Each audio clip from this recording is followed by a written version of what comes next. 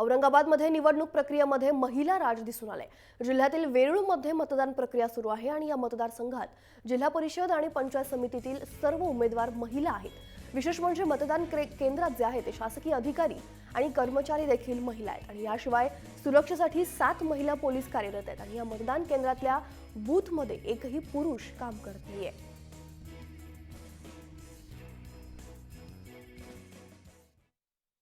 Completely 4 booth माझे सगळेच्या सगळेच महिलांचे झाले।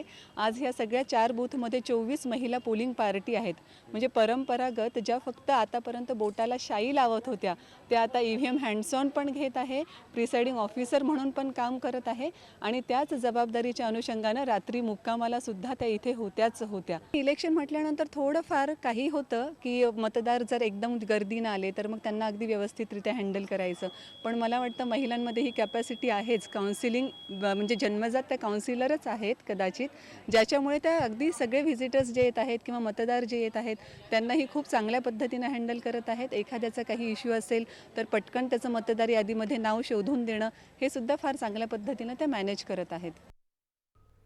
आणि या अनोख्या मतदान केंद्राचा आढावा घेतलाय आमचे प्रतिनिधी माधव सावरगावे यांनी।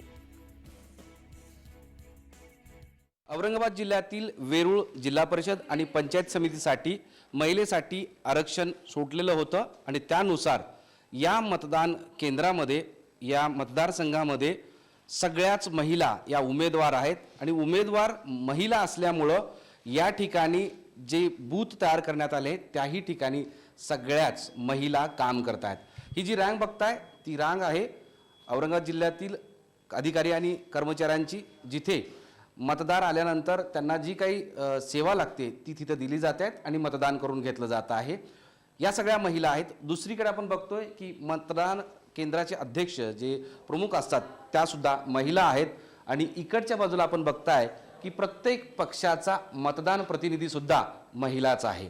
इतकंच नाही तर बाजूला जी सुरक्षा आहे ती सुरक्षा पोलीस सुद्धा महिला आहे। हा पहिलाच प्रयोग, ही पहिलीच संकल्पना असेल जिथे शासकीय अधिकारी कर्मचारी अशा 24 महिला कार्यरत आहेत, त्याचबरोबर 8 पोलीस कर्मचारी कार्यरत आहेत आणि प्रत्येक मतदान केंद्रातील बूथमध्ये साधारणतः 4 म्हणजे 16 ते 20 महिला कार्यरत आहेत।